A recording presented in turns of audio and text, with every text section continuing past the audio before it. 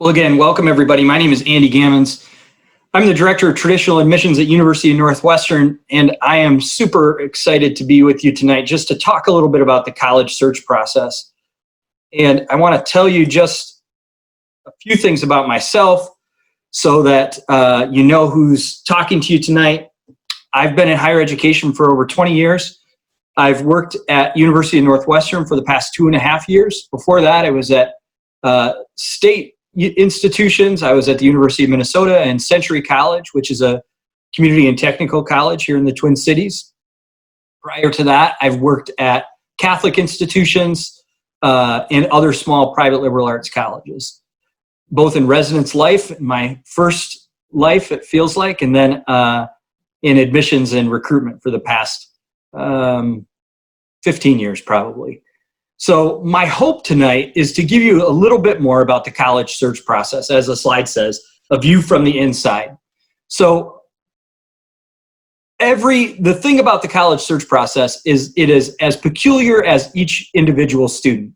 And so I'm going to give you a broad overview. And one of the main things that I want to tell you about the college search process is there are people to walk alongside of you.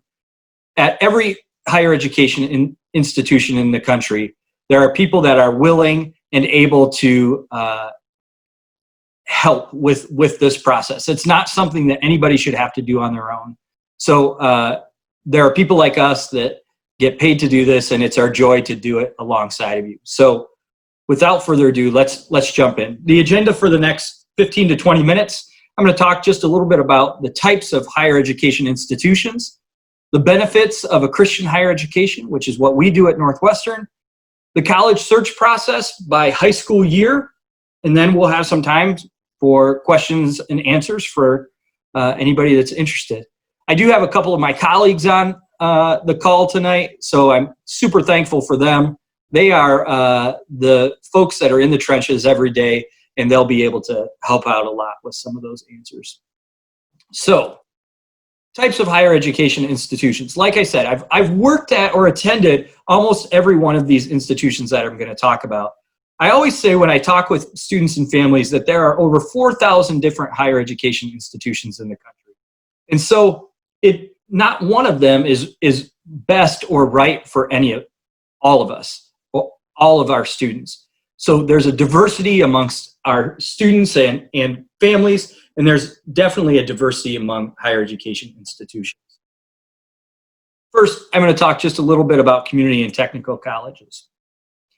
Community and technical colleges are regional or are local places. They are designed to fit the needs of a local community.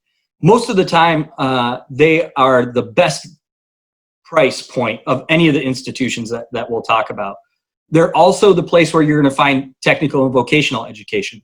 So higher education isn't just a 4-year degree in liberal arts. It's a certificate in plumbing, or heating, ventilation, and air conditioning. So there's lots of different opportunities for higher education post high school. Regional state universities, those would be places like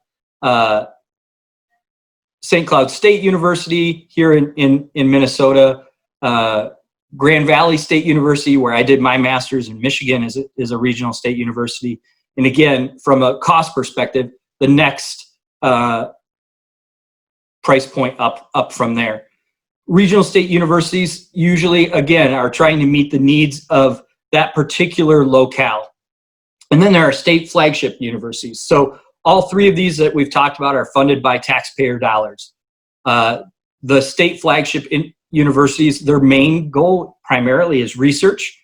So research or classes at a state flagship university are usually the largest of any of the ones that we talked about. The main reason for that is because the primary goal of faculty members at a state flagship institution is research, and they teach on the side.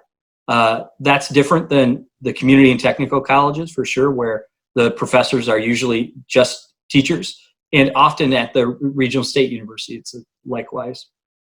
Private liberal arts and Christian liberal arts colleges and universities are the ones that we'll focus a little bit more on. Private liberal arts universities are often historically religiously based. they are often not that any longer. So they were founded on by a particular denomination, and long ago that's changed, and they are usually very secular in the worldview and education that they're presenting.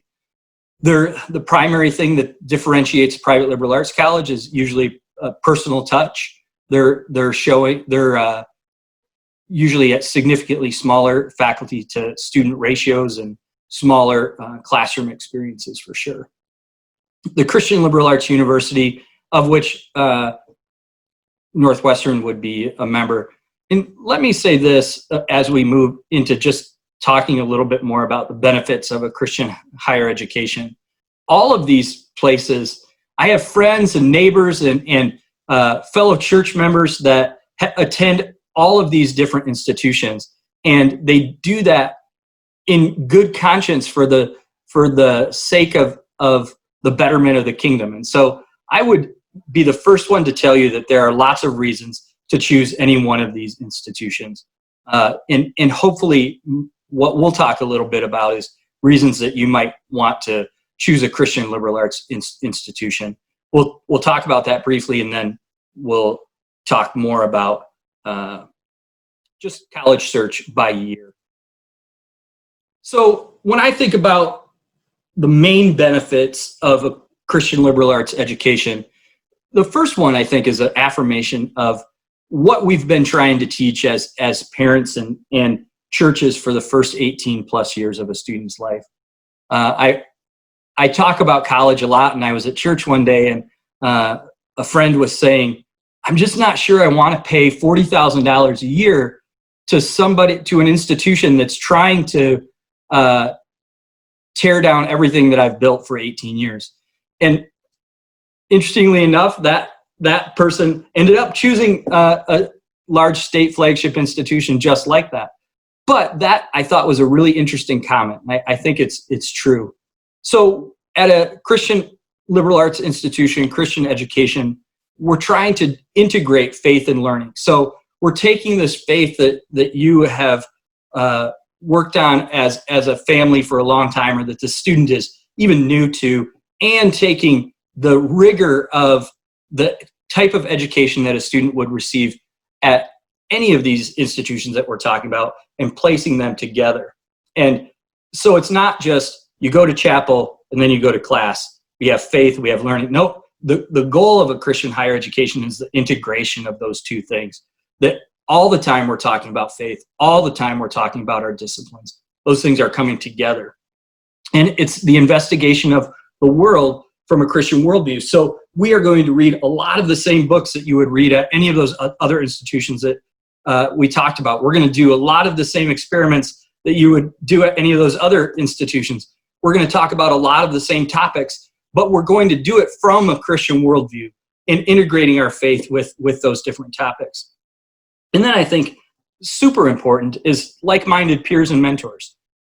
So the student that is going to be your daughter's roommate, or your son's professor, or your son's basketball coach, or the woman that's serving coffee to your daughter in the dining hall, those are all going to be at a Christian institution. They're going to be people of like-minded faith. So we're all on the same road, and we're all aiming towards a similar thing. My wife and I have talked a lot about different decisions. I didn't say at the beginning, I have 6 kids. My oldest is a freshman at University of Northwestern. Our second son is doing dual enrollment courses at Northwestern this year. So I have 18 to 8 ages, and we've talked probably more about college selection than we have at almost any topic at our house. And we have said, boy, if they went to this institution, they would get this.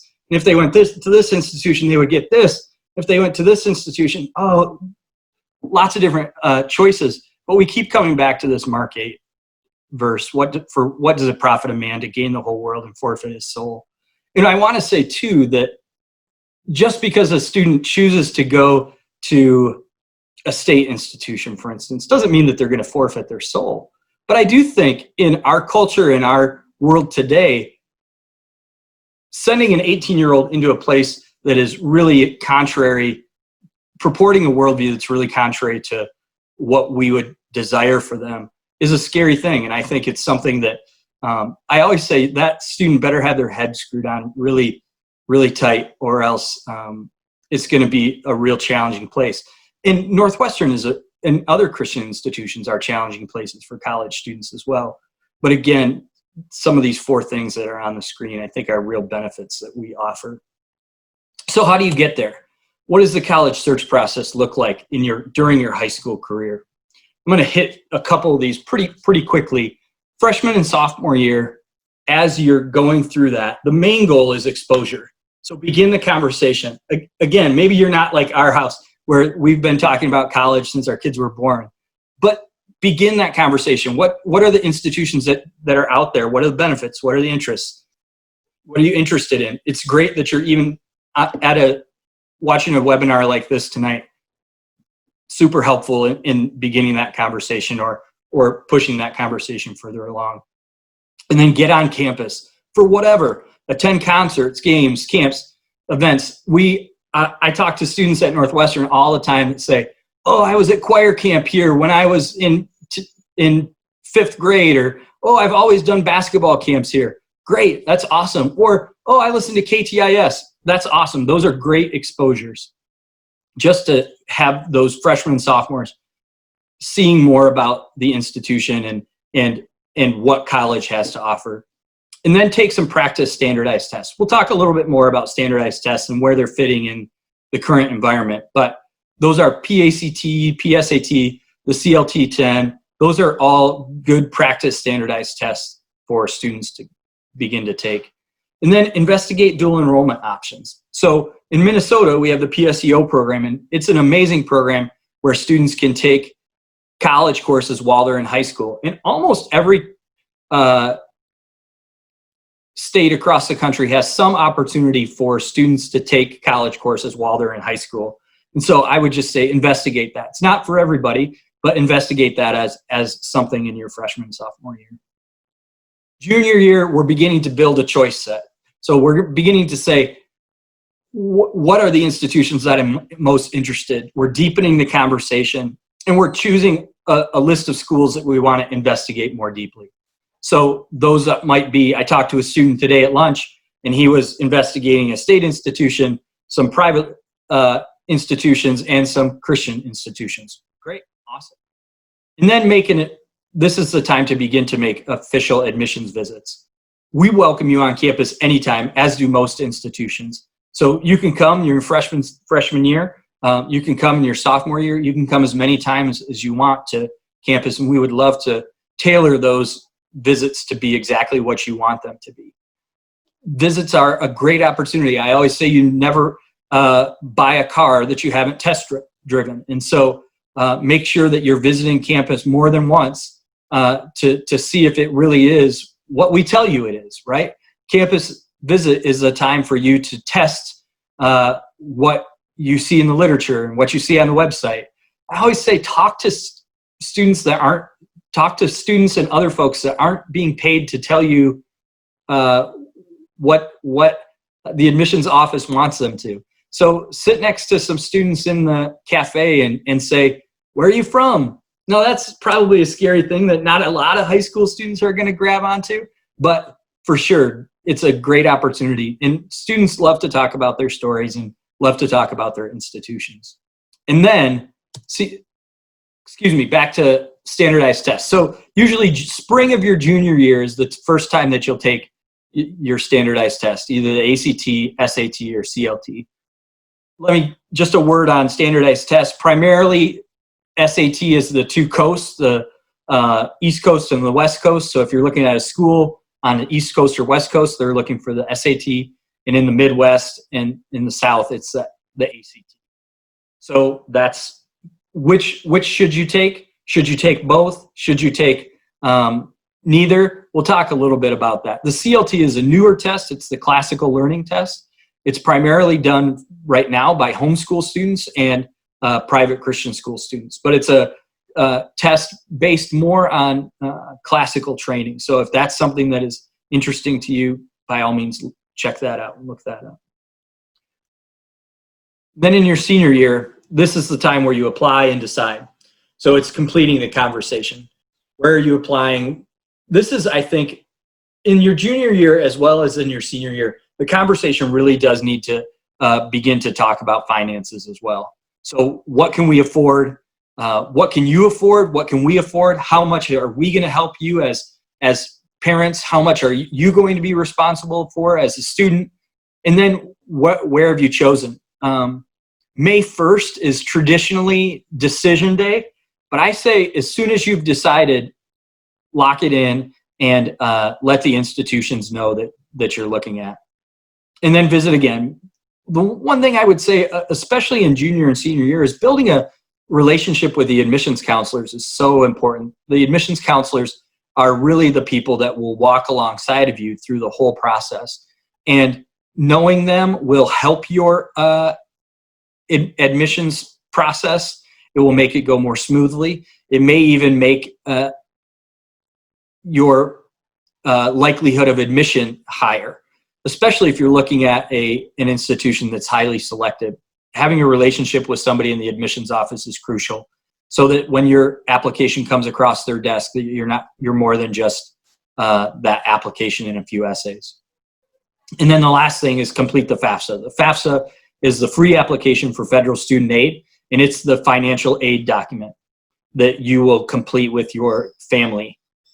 It tells the government how much they think you should be able to pay for college, and then it allows you to get aid from the institution. I'll say one thing. I hear a lot of families say, I'm not going to get any aid, so I'm not going to fill out the FAFSA. And I say, well, you definitely won't get any aid if you don't fill out the FAFSA, but it's free to fill out. There are oftentimes scholarships that you might not be eligible for unless you fill out a FAFSA. Sometimes on-campus jobs are, you have to have completed a FAFSA.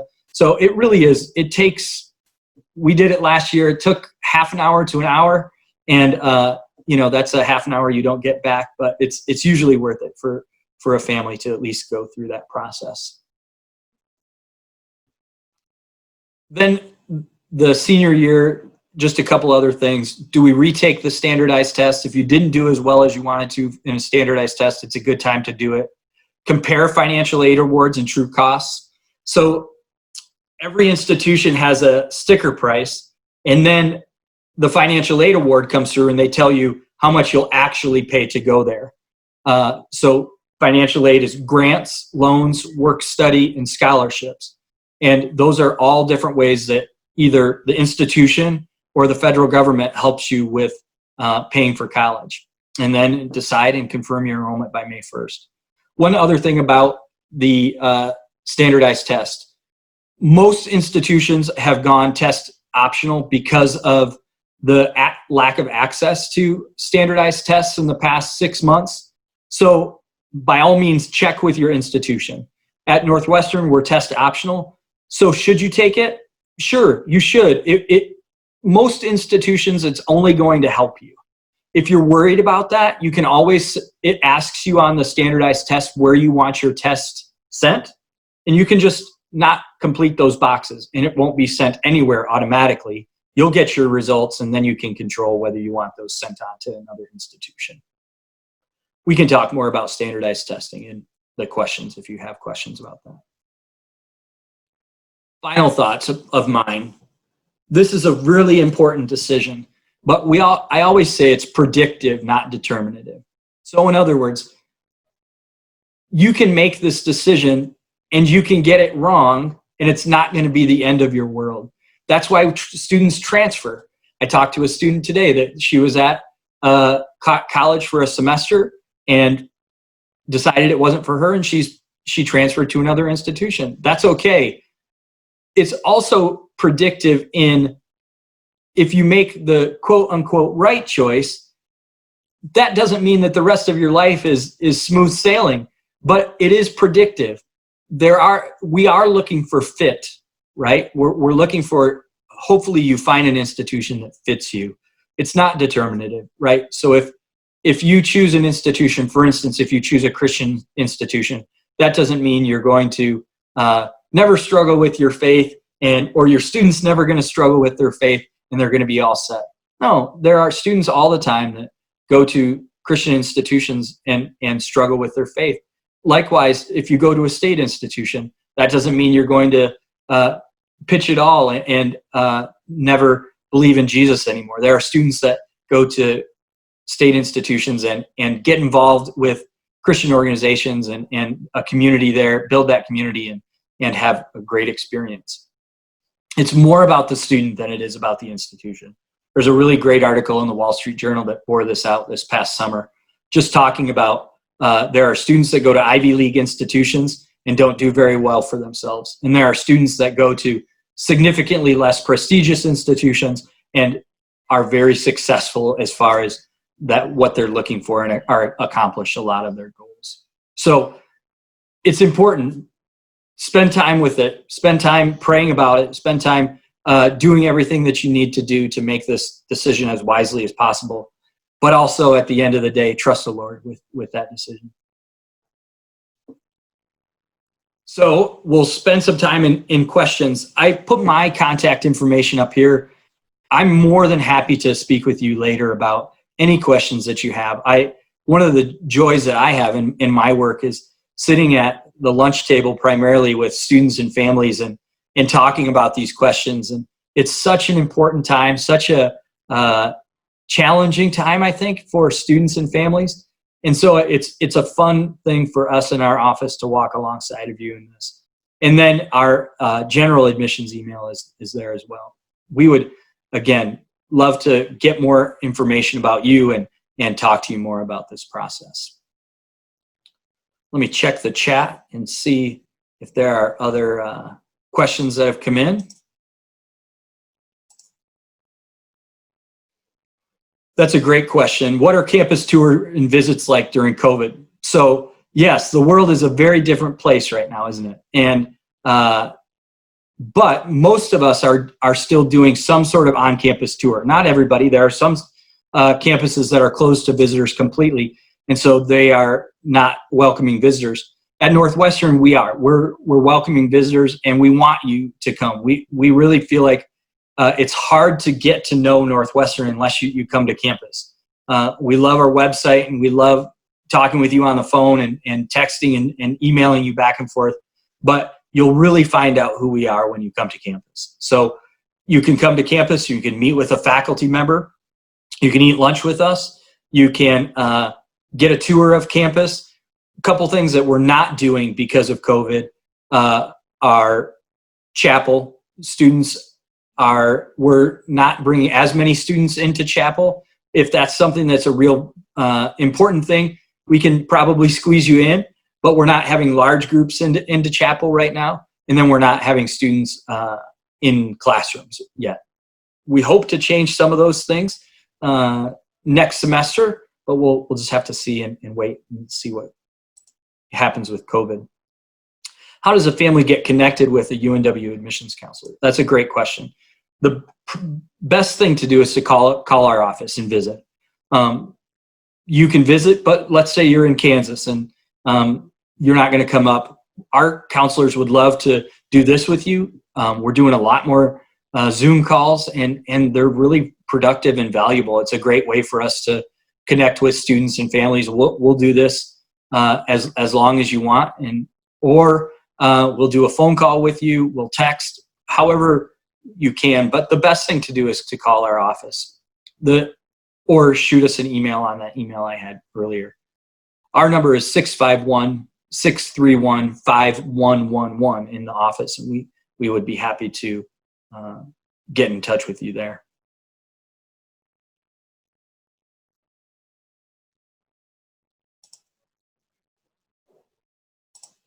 Let's see. Well, let me go over one other thing,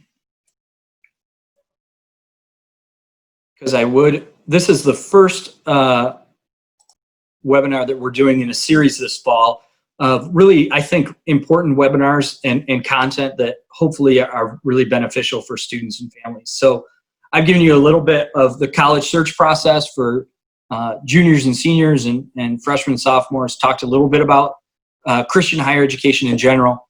Next week, next Tuesday night, Steve from our office is going to get significantly deeper into why would you choose Northwestern. After that, one of our other team members is going to talk about how to apply, what the application is at Northwestern, what we're looking for. And then Jackie Summers, one of our longtime counselors, is going to talk about paying for college in a couple weeks. So there are lots of different ways to pay for college, from scholarships, loans, grants, part-time jobs, work study, and she's going to go through a lot of that and talk a little bit more about financial aid. Then we'll talk about our nursing program the following week, and the last one will be transferring to Northwestern.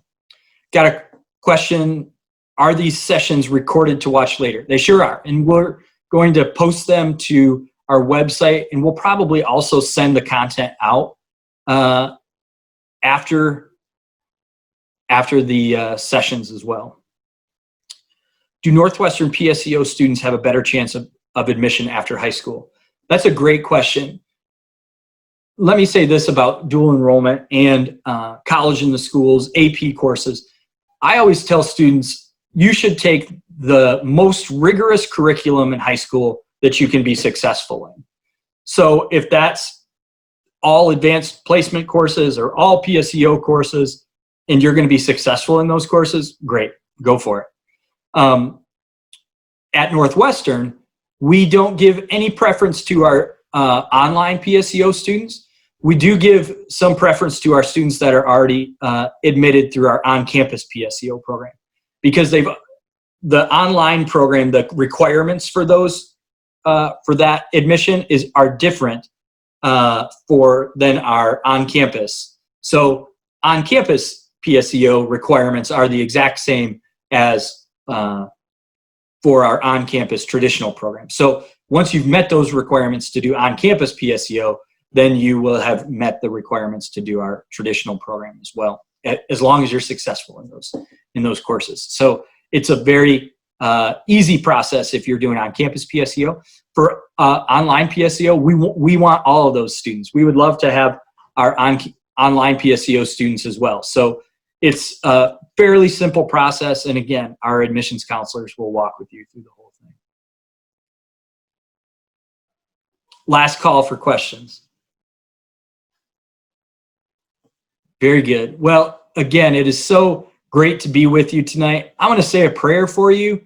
Those of you who are on the call, and for folks that are going to watch later, I tell students, our staff prays for you often. And how do I, one more question, how do I apply to live on campus senior year of high school? That's great, great question. There are some options for PSEO dual enrollment students to live on campus their senior year. And we can walk you through that whole process in the admissions office. So it would just be a matter of reaching out to the admissions office, and we'll help you with that whole thing. But let me pray for you, and we'll let you go and go about the rest of your evening. Father in heaven, I thank you for these students and the families that they represent. I pray for them that they would trust you in this college search process, because you are their heavenly Father and you long to give them good gifts. And so would you give them the faith to trust you? Would you help them to make decisions that are both wise and discerning? Would you meet their needs according to your riches and glory in Christ Jesus? And we trust that all of this will happen because of your steadfast love and faithfulness to us. We pray this in Jesus' name. Amen. Well, again, thanks so much for joining me tonight. It was a pleasure to be with you. Have a great evening, and give us a call in the admissions office. We'd love to see you. We'd love to talk to you more about all